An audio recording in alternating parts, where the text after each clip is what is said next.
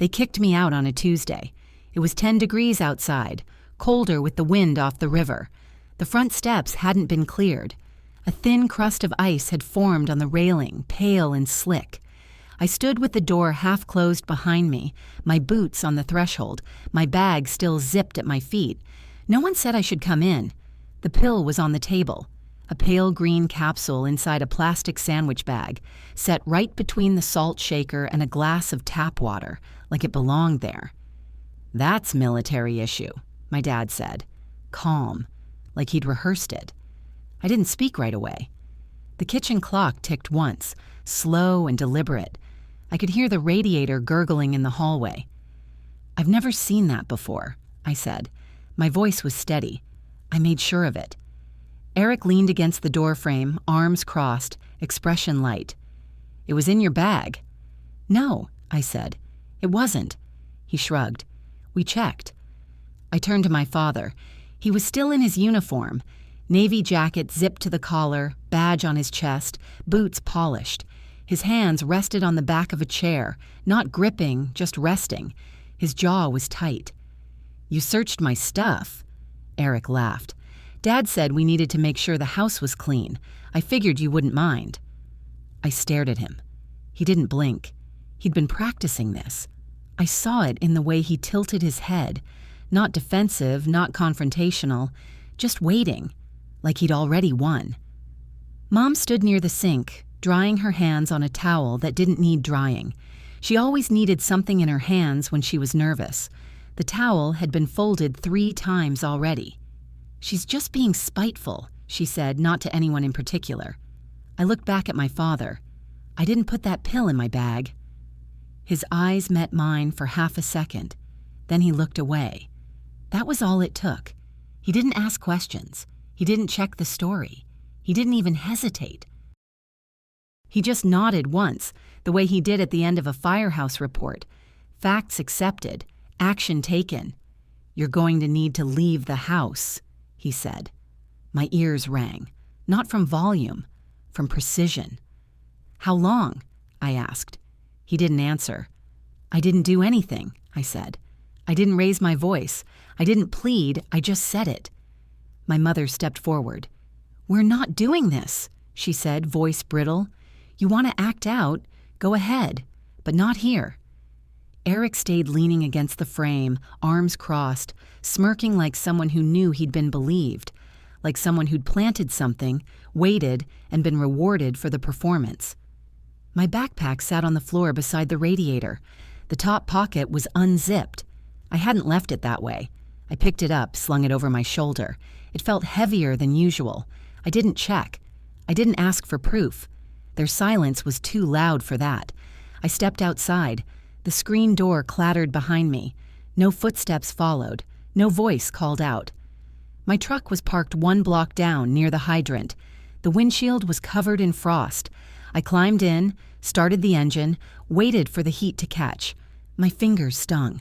The kind of pain that comes from sudden cold, the kind that reminds you you're still alive. That night, I slept behind a fire station 2 towns over, parked next to a chain-link fence wrapped in plastic tarp. I cracked the windows just enough to keep them from fogging, curled into the blanket I'd kept in the back seat since cadet training. It smelled like old coffee and diesel. No one called. Not that night, not the next, not after. I charged my phone in a convenience store bathroom on night 2. No messages. Just a few automated texts about bills. One group thread I hadn't been included in for weeks.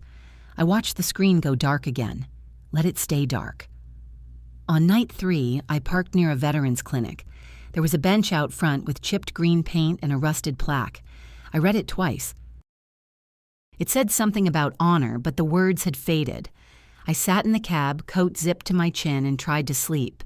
That's where Janet found me. She knocked once on the glass, then again, firmer. I opened the window an inch. "You're freezing," she said. I didn't answer. "Come on, get in my car." She didn't ask questions, didn't ask what happened, just opened the passenger door and turned the heat up. Her car smelled like mint gum and old notebooks. She handed me a blanket from the back seat. "You're safe now," she said. "That's all that matters tonight." Janet Hawley had been my mentor during fire cadet training, former field medic, tough, fair, quiet. The kind of woman who watched more than she spoke. She didn't like drama, but she recognized damage. She let me sleep on her couch for 3 nights, fed me scrambled eggs and black coffee. Never asked why I was there, just said, "You need a plan," and left a list of job openings on the counter. That's when I started over. Hospital aid work, 14-hour shifts, mop bucket in the morning, bandage cart by evening. I didn't complain. I needed the routine. At night, I studied. EMT prep manuals, test questions, flashcards written in tight block letters. I stayed late after shifts to quiz myself in the supply closet. A few weeks in, I wrote a letter to my father, folded it with shaking fingers. No tears, just facts. A straight-line explanation. I told him I hadn't lied, that I didn't need forgiveness, just a chance to be heard. I walked it to the post office, watched the clerk stamp it, watched the letter slide into the bin. It came back 4 days later, unopened, scrawled across the front in his handwriting, "Refused." I didn't tell Janet. I just put the envelope in the bottom drawer of her filing cabinet and locked it. Meanwhile, Eric posted a photo online, him standing in my old room holding a stethoscope. "So proud of my son. Future paramedic." The caption read. Dad had reposted it. Mom had commented with hearts. That was the same room he used to sneak out of. Same room he stashed the pill in before the inspection. I watched their posts from the nurse's break room, the screen flickering under the cheap fluorescent lights. No one knew who I was. I was a temp, a name tag, a shift to be covered. Eric's story spread fast. Emma ran off, he told people. She's with some guy, she's partying, off the rails. Nobody questioned it. Aunt Janie, who used to sneak me candy at cookouts, messaged me once, just one line, "Sweetheart, your daddy told us everything." No one asked what I remembered. No one asked what I knew. They already had their version, and they were comfortable with it. I wasn't. I stopped checking social media. Every time I saw Eric's name, something cold settled under my ribs. It wasn't rage. It wasn't fear. It was recognition. That's what betrayal felt like when it came from someone who used to sleep on the top bunk. I moved in with Janet officially after 3 weeks. She didn't make a speech about it. Just cleared a shelf in the hall closet, left a spare key on the counter, and said, "Groceries are on Wednesdays. If you want anything weird, write it down." I made my bed every morning, ate my meals in silence, memorized one new protocol a day. She never hovered. That was the only kindness I trusted back then. Distance. On my breaks, I took shifts in the ER, shadowed the medics when they rolled in. I watched everything. Hands, voices, how they spoke to the ones who were bleeding, how they didn't flinch. That's what I wanted. Work that didn't blink when things got loud. I passed my EMT exam on the first try. Janet left a note on the kitchen table when she found out. It just said, "About time." I still have it. By then I'd saved enough for my own place, a basement apartment in a quiet part of town. It had a tiny stove, no windows, and walls that sweated when it rained. But it was mine. I didn't tell anyone where I lived. I liked it that way. Eric got into a local training program, a condensed track to become a licensed paramedic. Our last name helped him. So did Dad's connections. He didn't need to pass background checks. He had endorsements. I didn't apply. I joined the National Guard instead. The recruiter barely looked at me when I walked in, just asked what I was hoping to get out of it. "I want deployment," I said. He raised an eyebrow. "You know what that means, right?" "I do." Combat medic training was harder than I expected, not because of the blood or the field drills. Those I could handle. What wore me down was how easily people gave up when no one was watching. Corners cut, shortcuts taken, small things, but enough. I didn't take shortcuts. When I ran laps, I ran them full. When we cleaned gear, I checked every latch. I wasn't trying to prove anything. I just didn't know how to quit. By the time we deployed, I had learned how to sleep sitting up, how to intubate in the back of a moving Humvee, and how to keep my hands from shaking when the screaming started. In the field, nobody cared about your story. They cared if you showed up, if you didn't freeze, if you knew what to do when someone's chest collapsed. I did. My first deployment, I held a man's hand while his lungs gave out. He was 21. He had a sister. He told me her name right before he went quiet. I wrote it down, just in case. Back home, Eric posted pictures with a stethoscope slung around his neck like jewelry. Caption, "Saving lives, one call at a time." He posed with fire trucks, held training certificates like trophies. Dad shared them all. Mom commented on everyone. Proud doesn't even begin to cover it. No one mentioned me. That summer, I opened a new letter from the VA, a commendation. Quiet. Internal. Just a note in a file saying I'd handled more than my share. Janet found it in the mail pile. She handed it over without reading it. "You're doing it," she said. I nodded. Eric posted a throwback photo of us. Me in high school, him 2 years younger, both of us in uniform at a fire department open house. The caption read, "We always knew who the real medic was." The comments were full of praise. "You've always been the strong one," someone said. "Your sister's lucky to have you," someone else added. Eric replied with a smiley face. That night, I went to the corner store, bought a cheap six-pack and sat on the floor of my apartment staring at the wall. I didn't drink it, just stared. 10 years passed like that, not all at once, but fast. One shift bled into another, 1 year into 2. I deployed again and again. Janet got older. The walks we used to take after dinner stopped. Her hip gave out. She never complained, but her steps slowed. I stayed near base, rotated through hospitals, training camps, VA clinics. I liked the order. I liked the quiet. Then one night, I got a message from someone I hadn't seen in years. Cassie Doyle. We'd gone through training together back in Louisville. She was stationed in Oregon now, working dispatch. Her message just said, "You need to see this."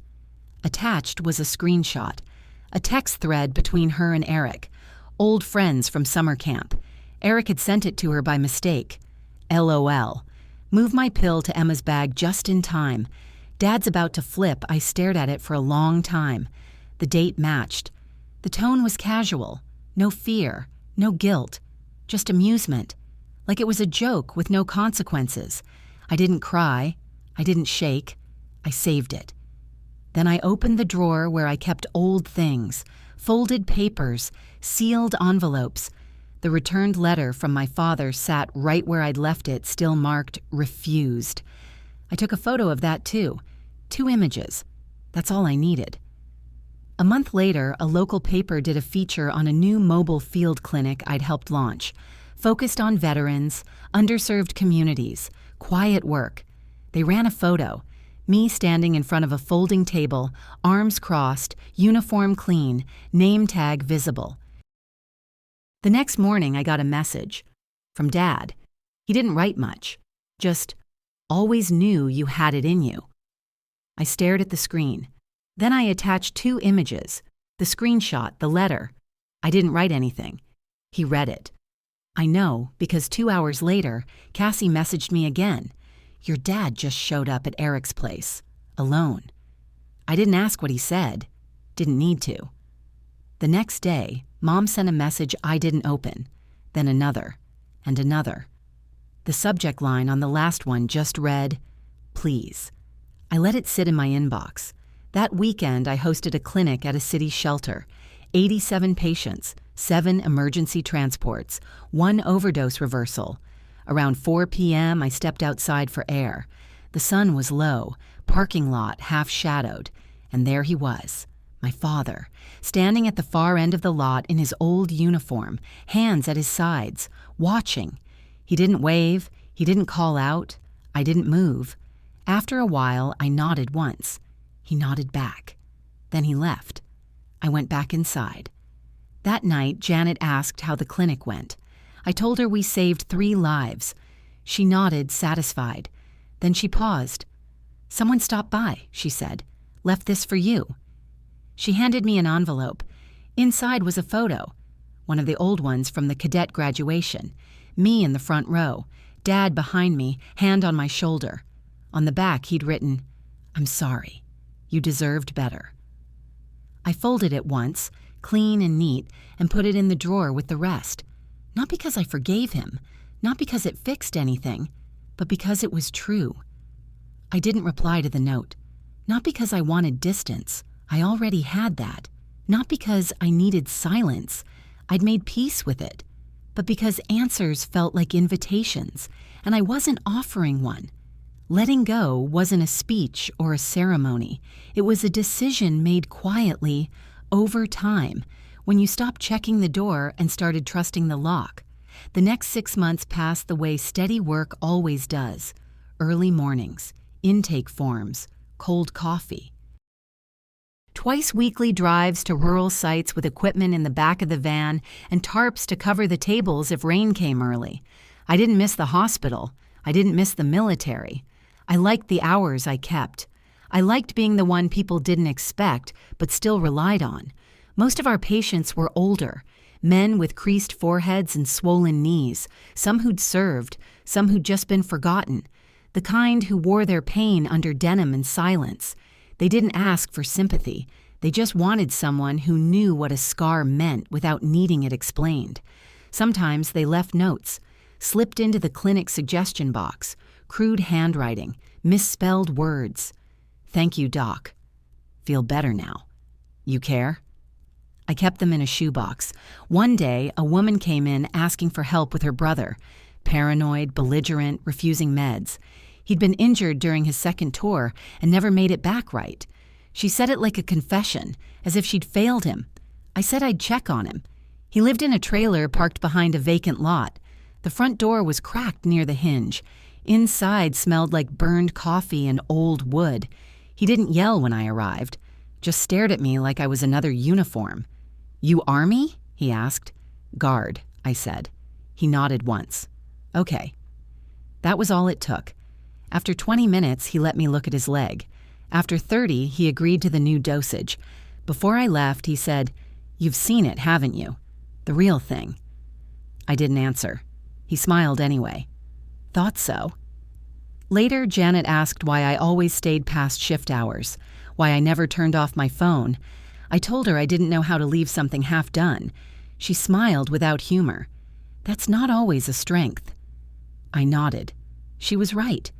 But I didn't stop. By then, the messages from my mother had slowed, from daily to weekly to nothing. She had tried everything. Guilt, nostalgia, casual updates about the neighbors I'd stopped caring about years ago. At one point, she even sent a photo of our old dog, now gray around the muzzle, with a caption, "She still looks for you." I almost believed it, until I remembered she hated that dog. Eric never wrote. Not once. Not even after the confrontation. I assumed they had it. Him and Dad. I assumed Dad asked a question Eric didn't want to answer. Maybe there was shouting, maybe not. I don't imagine Eric fought hard. Some lies rot faster under pressure. I didn't ask for details. I didn't want any. I wasn't interested in the story as they told it, only in what was provable. That had always been my line. No anger, just evidence. A month after the note, I was invited to speak at a Veterans Resource Conference. Small event, local press. I almost said no, but Janet raised an eyebrow when I mentioned it. "You've earned your seat," she said. So I went. I wore plain black slacks, a gray shirt, no medals, just a clinic pin. The others at the table had titles. Doctor this, Director that. I was the last to speak. I kept it short. Talked about field conditions, about what trauma looks like when it's quiet, about what trust costs when it's been broken. People nodded. Afterward, a man in a Navy suit approached. He introduced himself as someone from the Regional Health Network, said he was impressed, asked if I'd consider expanding the mobile clinic. Funding might be available. Grants. Equipment. He used the word leadership like it was a fact. I told him I'd think about it. That night, I went back to Janet's to drop off her medication. She was sitting in the kitchen, crossword open, glasses low on her nose. "How was the conference?" she asked without looking up. "Fine," I said. She didn't push. Later, as I packed up to leave, she said, "If they offer you more, take it. "I don't need more," I said. "No," she replied, "but others do." I drove home thinking about that. I remembered something from years ago, a moment so small I hadn't thought of it since. I was 12. Eric was 10. We were at a summer event hosted by the fire department. Dad had been in charge of the obstacle course. He let Eric run it twice, said he needed the practice. When I asked for another turn, he said, "You already got it right. Let someone else go." That was the first time I understood what being capable costs. Later that week, I filed paperwork for expansion, 3 new vans, 2 additional staff. We mapped sites across the state, quiet towns with no clinics, places where veterans stayed invisible. I didn't announce it. I just did it. Then, one morning, a formal envelope arrived at the clinic, my name printed neatly in the center. The return address was my parents' house. I didn't open it at first, left it in the drawer for days. Then one night, after locking up, I slid it open with the blade of my badge pin. Inside was a typed letter, clean margins, signature in blue ink. It was from my mother. She didn't apologize, not directly, but the language had shifted. "We were wrong to doubt you. We didn't see clearly at the time. Your father regrets not asking questions." I folded the letter once and put it back in the envelope. No response, no need. Some months later, word got around that Eric had left the department. Quiet resignation, no formal complaint filed, no scandal, just absence.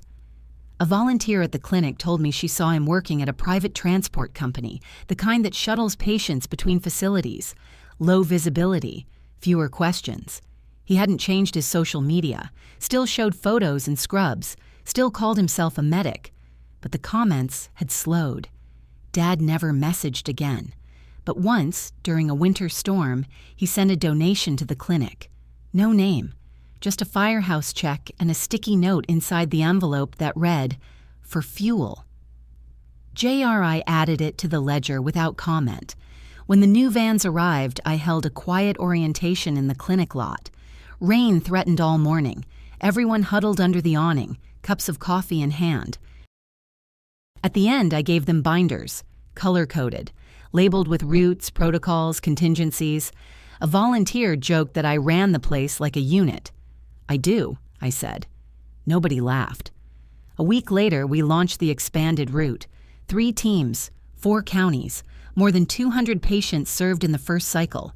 No headlines, no speeches, just vans on the road and lives getting steadier. That spring, I returned to the Veterans Cemetery for a quiet visit, not for anyone I'd known directly, just to stand where others had stood, to remember what holding the line really meant. As I turned to go, I saw a familiar figure across the gravel path. Dad, dressed in civilian clothes, not firehouse gear, not the uniform he'd always hidden behind, just a jacket and slacks, standing near a grave I didn't recognize. He didn't see me. Or maybe he did and didn't react. I didn't wave. He didn't move. That was fine. Distance isn't always punishment. Sometimes it's a form of protection. By summer, the clinic was operating at full capacity. We trained 2 new hires. One of them, a quiet woman named Lena, reminded me of who I'd been years ago. Watchful, disciplined, underestimated. I put her on the toughest route. She never flinched. People asked if I'd ever consider writing a book. Telling the story, I said no. What mattered had already happened. By the second year of the clinic's expansion, we had 7 counties under coverage. The vans moved like clockwork. Supply checks, safety briefings, morning rounds. We weren't fast, but we were consistent. That's what built trust. One of the older patients, a man named Wallace, said once, "Y'all come even when there's nothing in it for you. That's how I know you mean it." He'd lost a leg in 2003, lived alone in a camper parked behind an abandoned gas station. Every time we visited, he offered instant coffee in a plastic cup stained from 100 uses. I never drank it. I always said thank you. There was something steady about Wallace. Quiet men like him carried the weight so others could move freely. I watched him closely, not because he needed care, but because he reminded me what endurance looked like. One morning, I found a small parcel at the clinic's front desk. No return address. Inside was a copy of a fire department newsletter, folded to the back page, a photo of my father, retirement notice. Captain Jack Reed steps down after 31 years of service. I read it once, then again. The article was short. It listed his achievements, his response records, his leadership years. It did not mention his children. There was no quote from him, just a caption beneath the photo. A man of few words, steady action. I placed it on the shelf above the intake desk, not as a gesture, just a record. 2 days later, Janet collapsed at home. The neighbor found her on the floor by the window, hand still resting on the armrest like she'd been reaching for something. I got the call at 4:38 a.m. By 5:10, I was at the hospital. By 6, she was gone. They said it was quick. They always do. Her will was simple. She left me the house. A note written in her angular, deliberate handwriting sat in the envelope beside it. No one else has earned it. Take care of the roof. It leaks by the chimney. J. I stayed in the hospital parking lot for an hour after signing the forms. Engine off, windows down, my hands gripping the wheel. I wasn't crying, just anchoring. Grief didn't come like a wave. It arrived like a weight shift, barely perceptible, then absolute. You didn't scream. You recalibrated. Janet had never asked for loyalty. She just gave it and waited to see who noticed. That night, I walked through her house with the lights off. My boots echoed against the old wood floor. She'd kept it simple. Books, photographs, one radio, no clutter, no spectacle. The calendar on the fridge still showed April. She hadn't bothered changing it. I didn't change it either. Instead, I opened the attic, found 2 boxes. One full of training manuals from her years in the field, another full of letters. Not hers, mine. Every card I'd ever written her, every note I'd left on the counter, folded neatly, dated in pencil. There was a folder inside labeled Emma, in case. It held my old certifications, press clippings, even a photo from the graduation ceremony I never invited her to. She'd found a copy anyway. I sat down on the attic floor and stayed there until morning. The next day, I returned to work. Lena offered to take over my route. I told her I was fine. She didn't argue, but I could tell she didn't believe me. That was the right response. We buried Janet on a Wednesday. Small service, no flowers. She had requested it that way. The funeral home director asked if I wanted to say a few words. I shook my head. I stood at the back of the lot in uniform. When the final note of taps faded, I walked to her headstone, placed one of her clinic pins on top, and left. No speech, no summary. Janet wouldn't have wanted either. After that, I made 2 decisions. First, I moved back into her house, quietly, no announcement. Second, I applied for a state grant to convert part of the property into a training center, for medics who didn't fit the mold, for women who were overlooked, for second chances no one else bothered to offer. The grant was approved. The renovation took 6 months. I stripped the walls myself, painted on weekends. I kept her desk where it was, but added a whiteboard above it. I named the program after her, Holly Field Medic Initiative. People asked if I was going to expand further. I said I wasn't sure. Truth was, I didn't want bigger. I wanted sharper, deeper, more deliberate. One afternoon, while reorganizing files, I found an envelope in the back of the cabinet. Old, yellowed, sealed. The handwriting on the front was familiar. It was mine. One of the first letters I ever wrote to my father, the one I thought had been returned unopened. But this one wasn't marked refused. It had been opened, carefully, slit at the top with a letter opener. Inside, my note, the original, ink faded but legible, and another paper behind it, a photo.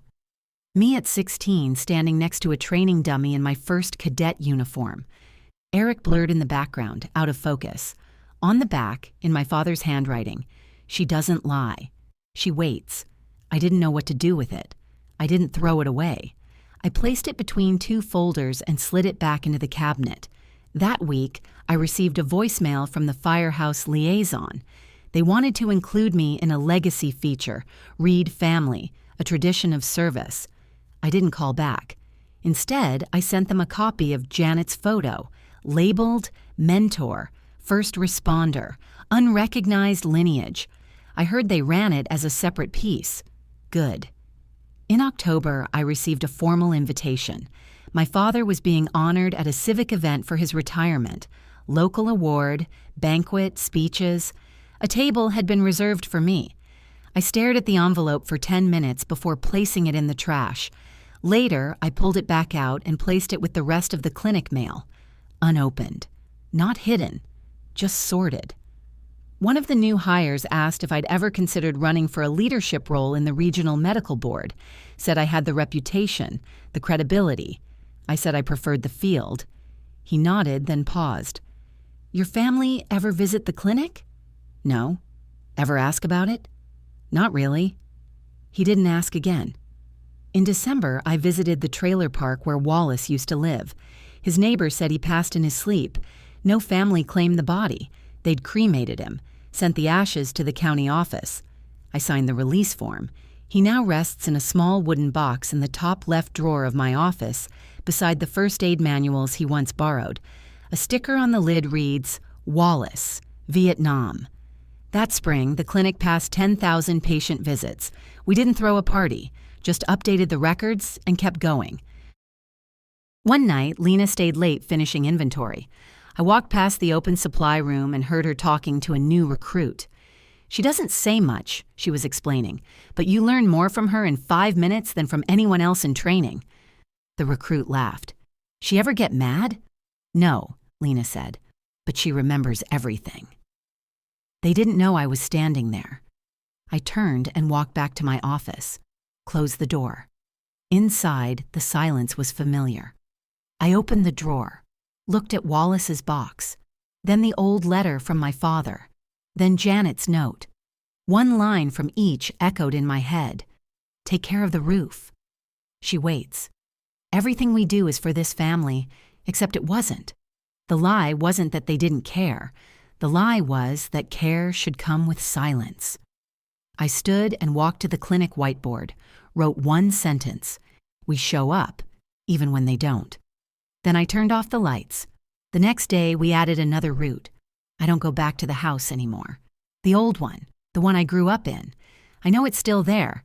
Same street, same porch, probably the same rust along the gutter that my dad used to pretend he didn't see. Once a year, someone mails a holiday card from that address. I recognize the handwriting, my mother's. She always includes a photo, Eric's kids, a cake, a flag. Whatever theme they're using that year to prove things are whole. I don't open the envelope. I just add it to the file, labeled Unacknowledged Narratives. Most of the staff doesn't know the full story. They don't need to. They know the clinic exists because something broke once, and something else refused to.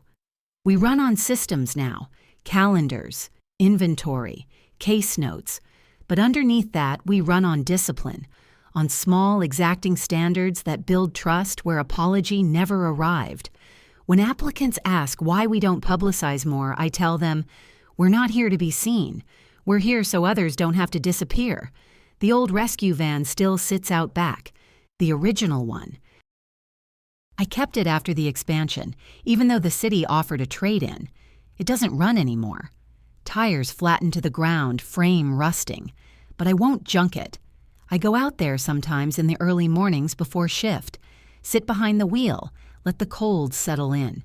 It reminds me what it felt like to have nothing but a key and $62. Reminds me who didn't call, who did. Janet's name is etched on a plaque inside the clinic entryway. Small, bronze. It doesn't need explanation. The people who understand don't ask. Last year, one of the counselors who rotates through our satellite sites asked if I'd ever consider writing my story down. You've got something rare, she said. People need to know how you did it. I told her I didn't do it. I survived it. That's different. She said that might be even more important. I haven't written anything yet, but I think about it. Mostly late at night, when the building has gone still and the security lights paint soft lines across the tile. I sit at Janet's old desk with the lamp on low, flipping through intake forms and call logs. Sometimes I look at the photo of her in uniform, standing beside a medevac. Her eyes are calm, focused, like she already knew what the rest of us were still trying to prove. Eric never reached out, but I heard, through one of the old department contacts, that he left the state, changed jobs. His license was flagged but never suspended. He started doing private transport again, this time for corporate clients, the kind of work that doesn't show up in press releases. I wonder if he tells people about what happened. I doubt it. Truth makes poor small talk. My mother sent a long letter after the second anniversary of the clinic, 7 pages, typed. Said she wanted to explain, that she hadn't known, that she'd followed Dad's lead because that's what marriage requires. She used words like regret, grace, and faith. She said Eric was young, impulsive, scared. She said families make mistakes. I didn't reply. Some messages are receipts, not invitations. A few months ago, the clinic got nominated for a service award, regional recognition. They asked if I'd attend the ceremony. I said no. Lena accepted on behalf of the team. She stood at the podium in a black dress, badge pinned to her collar, gave a short speech, said, "We're not trying to change the world, just trying to be the part that doesn't turn away." They sent me the video. I watched it once. That was enough. Afterward, she texted me a photo of the award, a glass triangle with etched lettering. She'd placed it on the windowsill in the intake room. Looks good there. She's right. A few weeks later, someone vandalized the outer wall of the clinic. Red paint, sloppy letters. "You're not heroes." I got the call at 6:30 a.m. The staff was already inside, taping off the area, covering the phrase with paper and tape. They looked at me, waiting for instructions.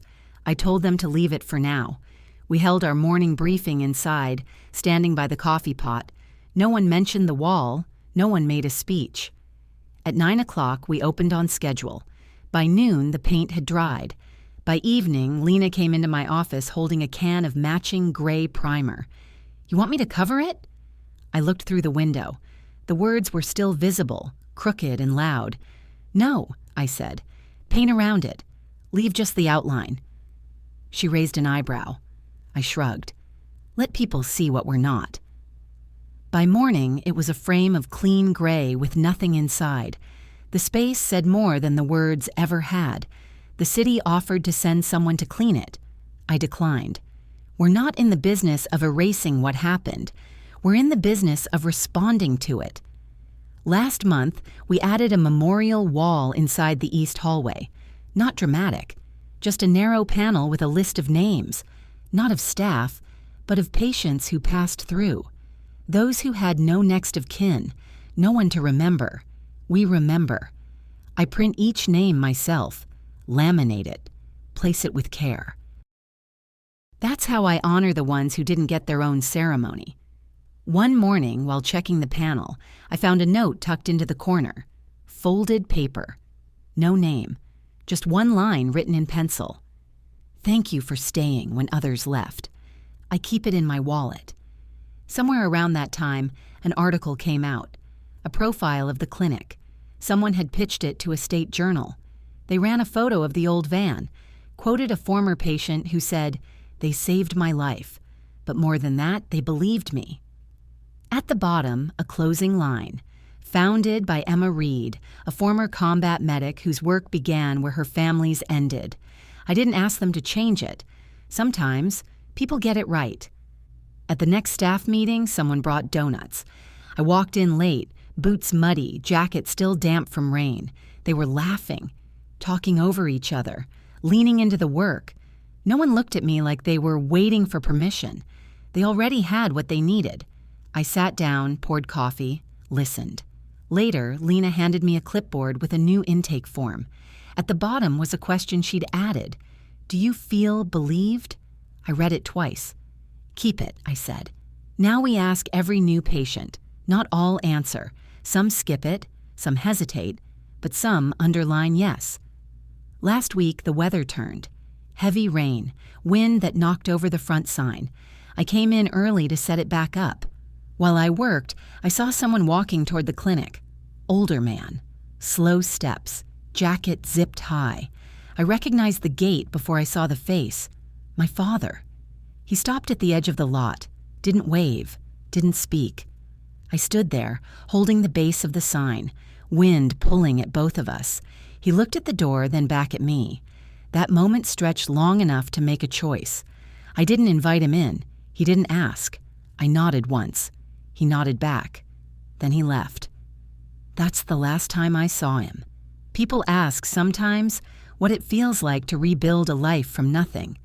I tell them it's quiet, no spotlight. No grand moment, just one steady action after another, carried out by people who understand that silence isn't peace, it's space, and what you do with that space is who you are. I'm Emma Reed. I run a field clinic. I remember everything. I don't stay silent. And you? What do you remember? What have you rebuilt? If any part of this stayed with you, you're welcome to share it.